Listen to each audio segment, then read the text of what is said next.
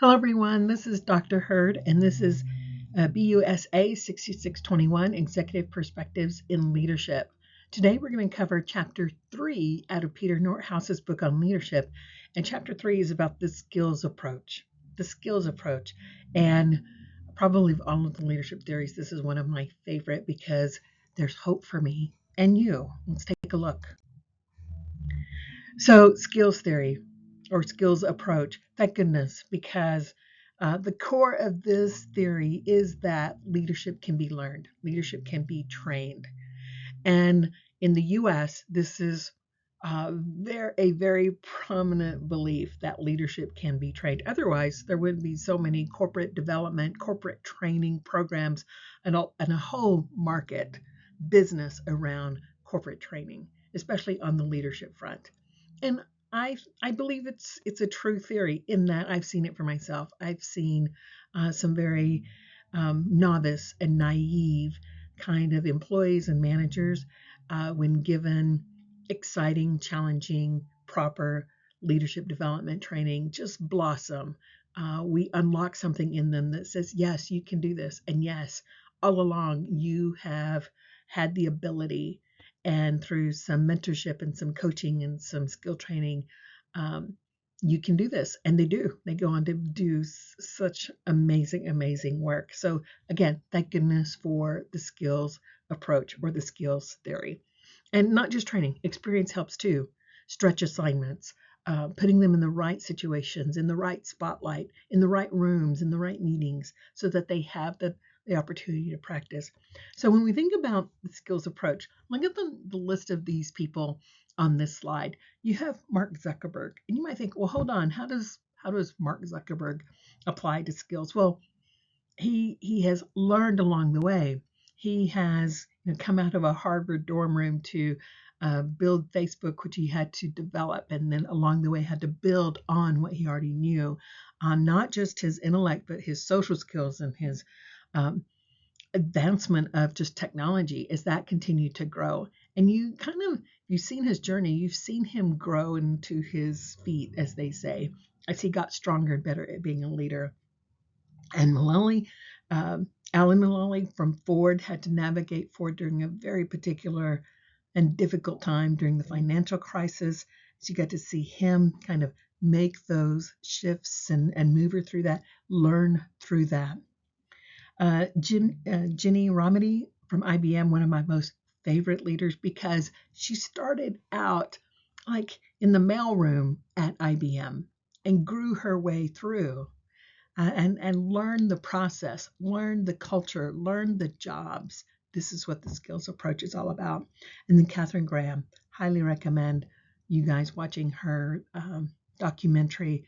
I mean, this was a housewife who was married to a financier who became the publisher of the Washington Post. This newspaper was her family's, but they didn't give it to her. They gave it to her husband at a time when wives weren't being gifted those kind of things or inheriting those kind of things. So when her husband died, she took it over and she had to learn the process, the skills approach. So let's talk some more. Again, love how Northouse has organized his book. What's the theory? How does it work? What are its strengths? What doesn't work so well with it? And how can I use it? So this is what makes Northouse's books so popular. So what is the skills approach? Okay, the 3-skill approach. My favorite leader who exemplifies the skills approach, I just listed you a few, but my favorite one is probably Michael Jordan. Michael Jordan. He has this wonderful video on YouTube. Please go take a look at it because he talks about, you think I was born with this? You think that this comes naturally to me? No, because what you don't see are the million free throws that I had to shoot so that I could make clutch free throws all the time. You didn't see the practice I put in before the game, after the game, every single day, practically my whole life, the hard work that I put in. And what he's saying is, it doesn't come naturally to me either. We might look at people, and I know I've done this where I've said, gosh, if I had that, if I could talk like him, if I could dress like her, I too would be a leader. The skills approach says, yes, you too can be a leader if you put in the work, if you get it done. Okay, that's the beauty of the skills approach. And so at the beginning, when I said this is a very kind of American kind of theory, at least it is for me, it's kind of that American dream theory. If you put in the work, if you get it done, you too can be a leader. So it is leader centered. It just talks about leaders. You're not going to hear me talk about the followers as much. This is something that the leader can do. It is around skills that can be learned. These are things that, again, if you put in the work, it can happen. So if you listen to the chapter 2 piece or theory around trait approach, this is not it. The trait approach says either you have it or you don't. Not this one. The skills approach is like you can learn it if you put in the work. So when it came to the skills approach, well, which skills do you need? Which skills work when it comes to leadership? And so Katz in 1955, so think about this. In chapter 2, we talked about the trait approach, and those were like the early 40s. And then it started to kind of go after that. A lot of work in the 40s, some work in the 50s, a little bit more work in the 60s, 70s, little renaissance in the 90s. And so here in 1955, Katz with skills approach says, hold on, I have an idea. What if people could learn this? Learn this being how to be a leader. And for the last 15 years, people are like, oh, you're either born with it or you're not, the Superman kind of thing. And Katz says, no, I think they can learn it. And in fact, I think there's some 3 basic kind of personal skills that if people could learn, they would be perceived as leaders. And so these skills are independent from who you already are. So you are kind of wired or born with some traits, but these skills are different. They can be learned. Okay. And these skills have to involve the ability to use your knowledge and your competencies to accomplish goals. So they can't just be any skill. They have to use your knowledge and the competencies that you may or may not already have to accomplish goals. So you've got technical skills. So what can you do? Are you great at accounting? Are you a great speaker? What can you do? What are your technical skills? And so it could be around analytics. They can be around using tools. They can be around processes and procedures and more. But you need to have a technical skill that you can now deploy, and you can learn those skills. You need to have human skills, okay? And human skills are, do you have knowledge about, and do you have the ability to work with people? You have to have this. So the skill approach says these different kind of types of skills come together, and you can practice them and get better at them so that you can be a leader. So whereas technical skills are about working with things, human skills are about working with people, working with your followers, working with your peers, working with superiors. They come together. It also, on the people side, allows leaders to assist group members. So if you want to become a leader, especially an executive leader, you got to understand, how do I get people to get things done? All of that comes together. You have to create this atmosphere of trust, of understanding, so that people feel good about not just working with you and for you, but achieving the goals that you need. So when you think about these kind of skills, they're all important at all levels of the organization. All important. What's most important? So we talked about technical and we talked about human, and we said there's 3 skill types. The last one is conceptual. Can you think vision-wise? Can you think in ideas? Can you think in concepts? And that is going to have to be something that you practice at. And the irony is that you don't get a lot of practice when you're lower in the organization. And so when you start in the organization, you can see it here towards the bottom. You are absolutely leveraging your technical and your human skills. What do I know? I need to use it. How do I use it? I work with my team, my project team. Until someone tells me to do something different, I'm going to continue to do that. Then you go into middle management, and now you're going to have to not just use what you know and work with people, but now they're going to ask you for your own ideas. Okay, let me think of my own ideas, my own concepts, and more.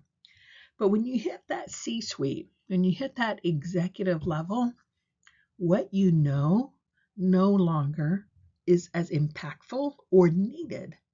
That technical piece, you don't use it as much. And it's when we talk about coaches and we bring in executives later in this class, they're going to tell you it didn't matter because I don't have to use it. I have to drive the organization. So how I influence people, the human skill is much more important, but also the conceptual skill. Can I drive strategy? Can I think of a strategy to move forward? So those would be the skills that are so important as you go up the chain.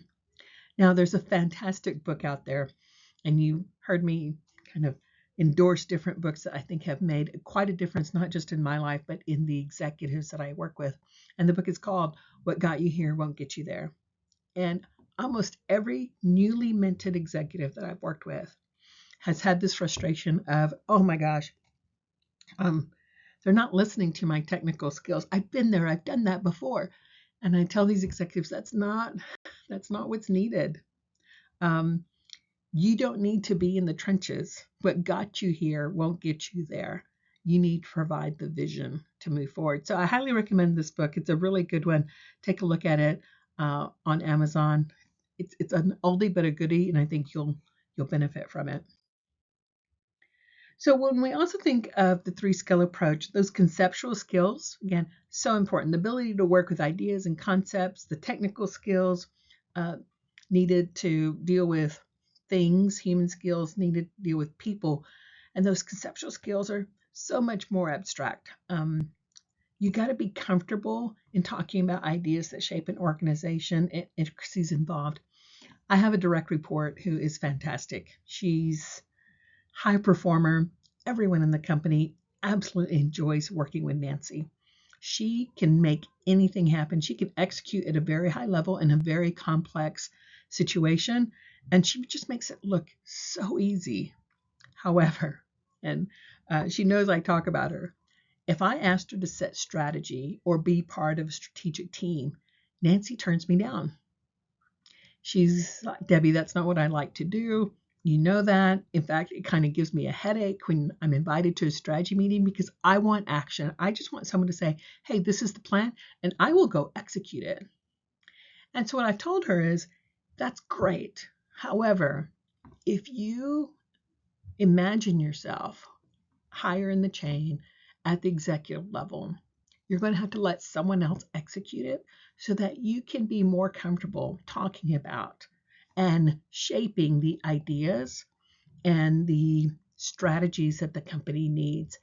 And the skills approach or the skills theory says she can do that. She can do that with practice. So I've been putting Nancy in different stretch assignments that kind of push her into roles that cause her to step out of execution and more into strategy building. And she's been getting great at this, and people are noticing. So it does absolutely work. So consider that as you think about, am I in technical mode, in human skills mode, or am I also now ready for conceptual mode, which is what it takes to really go up and down kind of that leadership chain. So the three skill approach. There's three types of skills: technical, human, and conceptual. And as a leader, especially an executive leader, you must have all three. But different skills have different levels of importance in the organization depending on where that leader is. So important. So the skills model. So in the 1990s, there was some research and on leadership, and like many of the leadership research, the population that was used was the military. And this has been going on for many years, in that when we studied leadership, the grounding research almost always involved the military, the U.S. military. Why? Because the Army, the Navy, and others were always looking for that recipe of leadership. They needed keen leaders wherever they were. So it made sense that the military was the most kind of impacting and compelling place to study leadership. In the 1990s, there was some research also done in the military, and it talks about um, Army officers with a wide range of grades, meaning different levels in that organization. And the main goal was to explain what are the underlying elements of effective performance. I said the 1990s, it's the 1900s. My apologies.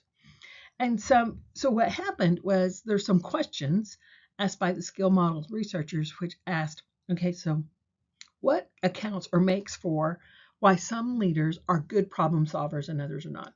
What specific skills do high performers need or they exhibit, and how do leaders' individual characteristics, maybe their career experiences or the environment influence their job performance? And so what we or the researchers came up with is this capability model, meaning if we know these things, the answers to those questions, we could come up with a model that would tell us this is the best mix of a leader. And if we train to that model, skills approach, then maybe we could have kind of build our own leadership program, enhance leaders. This is the technique that we still use today in corporate America. If we have a model, then we can build to that model. So the skills approach frames leadership as a capability model that makes effective leadership possible for everyone, me and you and all the employees who the company chooses to allow to participate in a leadership development program. Okay. So in this research, there's 5 components of the model when you think about it.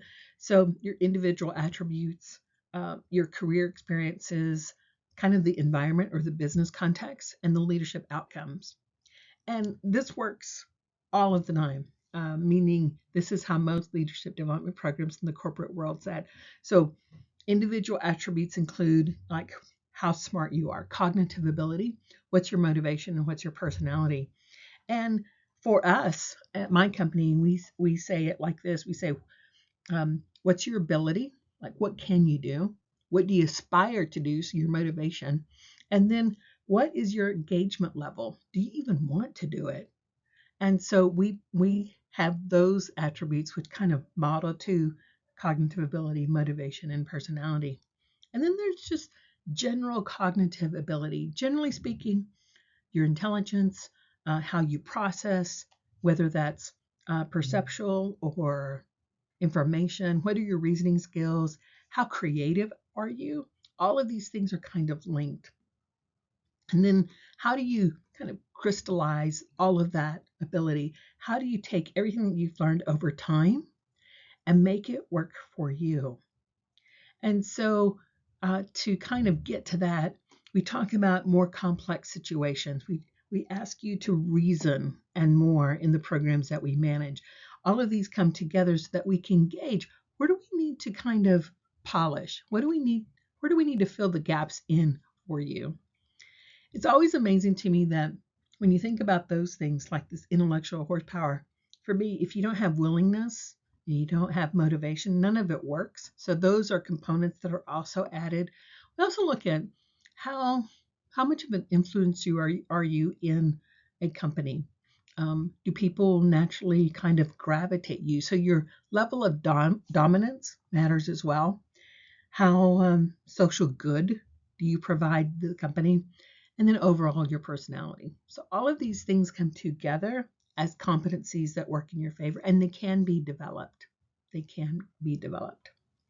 So the skills model, again, has all of these pieces in it, and different companies have different descriptions of these, but they have them. And when they come together, they represent the skills approach, and it's how they develop their leaders. So what kind of things influence that skills model? The first one, the big one, is the leadership attributes and competencies. So what are the career experiences that you have encountered as a leader that may influence your level of knowledge and skills, especially for complex problems? How have you dealt with changing a job? How have you dealt with mentoring someone or being mentored? Have you had training and so forth? And then how, as you go up the ladder, are you adapting? Or are you leaning on your technical expertise, or are you leaning on your conceptual expertise? Then also the other influence is just the environment. How many mergers and acquisitions have you been through? How many times have you gone through a down cycle? These are all things that will impact your leadership style. And that could be, again, those factors could be internal or external, within the company or outside the company. You think of the pandemic and the kind of impact that made on all the leaders. So both internal and external kind of cycles and experiences matter to leaders as well, and this skills model. So when we think of leadership outcomes, you can see that on your slide. What should happen after we take your attributes and competencies and then your experience is you should be better problem solvers. You should have stronger performance or not. And if it's or not, what happened? Okay, what happened? If you are learning along the way, which is what the skills approach, I should say, theory talks about, then you should be learning and growing and strengthening your competencies and thus your outcomes. That's how it should work. So, in summary, there are 5 components of leadership when it comes to the skills model. And 3 of these kind of components or competencies are at the heart of the model: problem solving, your social judgment skills, and your knowledge. And these determine your effectiveness at problem solving and performance. They're made up of your individual attributes, your career experiences, and the environmental influences that happen around you. So I think we've covered these influences on the skills model, and then the summary of that skills model. So how does it really work? Now that you know what it is, and now that you know that it can be very specific, and your company probably has a skills model for leaders, and they are guiding particular employees through those pieces. Well, this is how it works. Primarily descriptive in that the skills model will describe leadership from a skills perspective. It's not prescriptive, meaning it doesn't explain what to do to be successful. It provides the structure for understanding what effective leadership looks like. Katz talked about the 3 skill approach. Remember, technical, human, and conceptual. So all of those are important, especially as you go up the chain. Conceptual is much more important. And then Mumford, Zuccaro, and Harding also had skills models. Okay, and they said leadership outcomes are the direct result of a leader's competencies or their abilities in problem solving, in social judgment skills, and knowledge. Their model also talked about individual attributes such as cognitive ability, intellectual horsepower, crystallized cognitive ability, meaning the ability to problem solve quickly, motivation, personality, and all of these are impacting your abilities. And they also suggested, your career experiences and the environment help you be a stronger leader if you've learned through those cycles. So the skills approach provides this map for effective leadership, this map. And I think that's how most corporate America uses a skills approach. And we use it every single day. This is the leader kind of model or template. And how do we get people there? How do we train them to get there? So it sounds like a pretty cool theory in that we can all learn how to be an effective, phenomenal leader. And that is one of its strengths. It's a leader-centered model that stresses the importance of development, that stresses you too can be a leader. And it's the first approach to kind of structure leadership around skills. It's and skills at every level in the organization, not just like the top tier, but every level. And I like it as a talent development expert because it supports succession planning, meaning I can get people ready at different levels of the organization, at the place that they are, at the particular leadership competencies that they need at those steps. So for succession, it works really well. And I think that's why a lot of corporate America uses it. So it's got all of those good things going. What could go wrong? What are the things about the skills approach that maybe, maybe not so good? Let's take a look. So sometimes what we describe as a necessary competency or ability with the skills approach, meaning I'm going to train or develop leaders on something. Let me think of a good example. On dinner etiquette, okay? How to sit down and kind of eat, dine the right way at a table. Would you consider dinner etiquette as a leadership competency or an ability? Maybe not. We don't, by the way. So sometimes the breadth or what we think is a leadership ability is not a leadership ability. Maybe one company sees it differently than another company. So this breadth of what could it take to be a leader is too wide, and people don't agree on it, okay? So that makes the whole model less precise, because maybe one company is building leaders one way, training them, getting them ready, but another company is doing it quite different. So that matters. And it also has weak predictive value. Oh, I can't tell you how many times we've developed leaders and they've gone through the training program, the development program, and they're doing outstanding. Oh, they are just knocking it out of the park.